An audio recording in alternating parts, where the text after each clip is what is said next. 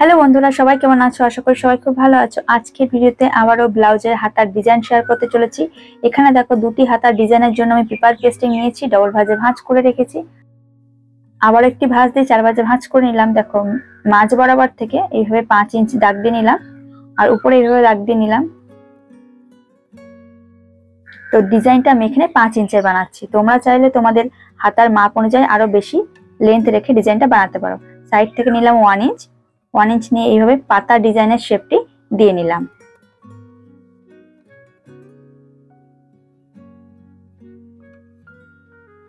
তো এইভাবে ডিজাইনের শেপটি দেওয়ার পরে সাইড দিয়ে আরো 1/2 ইঞ্চ এক্সট্রা মার্জিন নিয়ে আরেকটি শেপ এইভাবে দিয়ে নেব। দিয়ে নিয়ে নিচের শেপ বরাবর এক্সট্রা মার্জিনটিকে কেটে নেব। এরপরে পেপার পেস্টিং এর ভাঁজটি দেখুন এইভাবে খুলে রাখলে ডিজাইনটা কিছুটা এমন লাগবে। এখানে চোখের দাগটিকে ডিপ করে সাইডের পার্টটিকে এইভাবে ভাঁজ করে সাইডের পার্টের চোখের দাগটিকে ডিপ করে নেব। তো 4 ভাঁজে ভাঁজ করে রেখেছিলাম, সেক্ষেত্রে এখানে দুটো ডিজাইন কাটিং হয়েছে বন্ধুরা। একটা ডিজাইন দেখো আর একটির উপরে রেখে একটু হাত দিয়ে চাপ দেব। চাপ দিলে দেখো এই পেস্টিং এর উপরেও চোখের দাগটি হালকা হালকা চলে আসবে। এই দাগ অনুযায়ী এখানেও ডিজাইনটি ডিপ করে নেব। এরপর এই পেস্টিং পেপারটি 1/2 ইঞ্চ এক্সট্রা পরিমাণ আস্তারের সাথে রেখে আয়রন করে নেব। তো আমি এখানে আয়রনটা করে নিয়েছি। তারপরে দেখো এক্সট্রা মার্জিনের আস্তারের কানাটিকে ভাঁজ করে কানা দিয়ে একটি সেলাই দিয়ে নেব।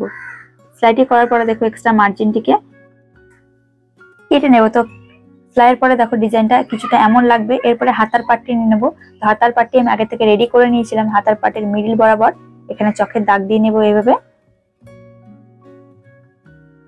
তারপরে দেখো উপর থেকে 1 ইঞ্চ পরিমাণ মার্জিন ছেড়ে দিয়ে এখানে এই 1 ইঞ্চ থেকে নিচে 5 ইঞ্চ জায়গা পর্যন্ত আমরা এখানে এইভাবে জয়েন্ট করব।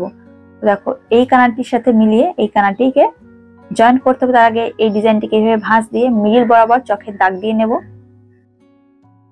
তারপরে দেখো এই পয়েন্টের সাথে পয়েন্টটিকে মিলিয়ে এখানে সুবিধা ক্ষেত্রে পিন আটকে নিলাম।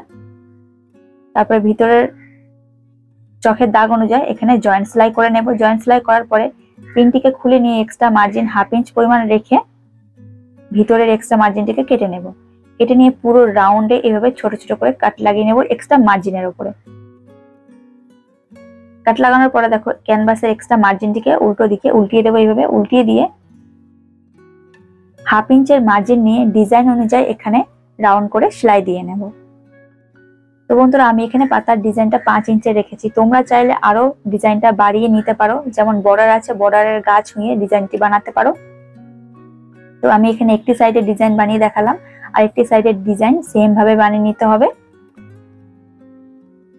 দেখো বন্ধুরা ডিজাইনটা পুরোপুরি রেডি।